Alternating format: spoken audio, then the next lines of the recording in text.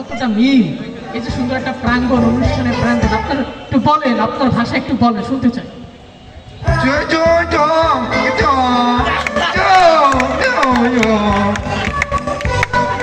Father বলতেছে আমি অত্যন্ত খুশি যে জাপান থেকে এত দূর আসতে পারছি। সে প্লেনে এতদিন বসেছিল, এতক্ষণ সে গুলিস্তানের জ্যামে সে বিরক্ত হয়ে গেল, সেখানে সে একটু চিৎকার করে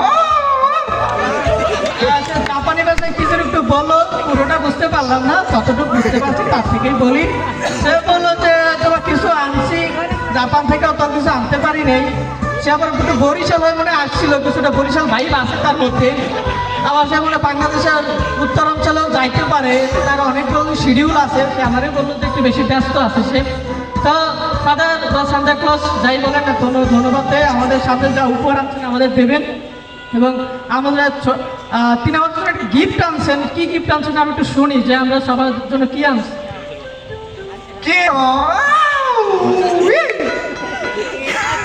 এটা জাপানি ট্রাইবের মতো একটা ভাষায় বললো, সে এক এক সময় এক এক ভাষা বলে, এটা বুঝতে পারছে না। সে যতটুকু শিখাচ্ছে তার থেকে অত বেশি বলতে পারতেছি না।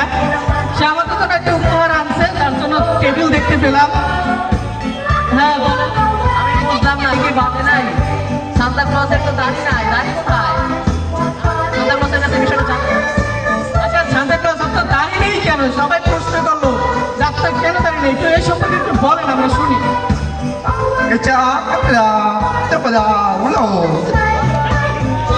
সে যেটা বললো যে জাপানে আর কি অত্যন্ত শীত, দাঁড়িতে বরফে আটকে যায়। এত দাঁড়ি করে, এত দাঁড়িতে বরফ সে তুষারে আটকে যায়, গাল অনেক বলে ভারী হয়ে যায়, যার কারণে সে দাঁড়িটা শেড করতে সে বাধ্য হয়েছে।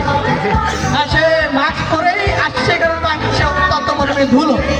সে বিরক্ত হয়ে গেল যে এখানে তুষারের থেকে ধুলো পড়ে।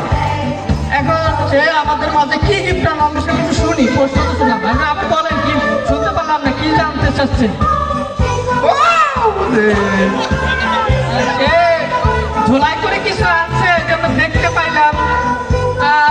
আপনার এত প্যাক কিভাবে হইলো আমার একটু জানান।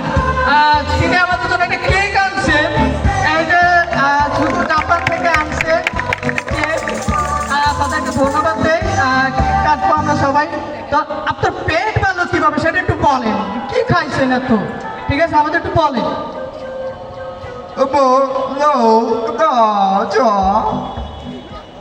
সে যতটুকু বললো যে জাপানে সবাই একটু স্লিম থাকে, কিন্তু রিসেন্টলি সে নাকি একটু ওই মিডল ইস্টে গেছিল, প্লাস সে আমেরিকা থেকে ঘুরে আসছে, ওইখানে এত খাবার খাইছে এই কদিন তার পেট হয়ে গেছে। তো আমরা সবাইকে ধন্যবাদ দেই এবং সান্তা ক্লজকে ধন্যবাদ।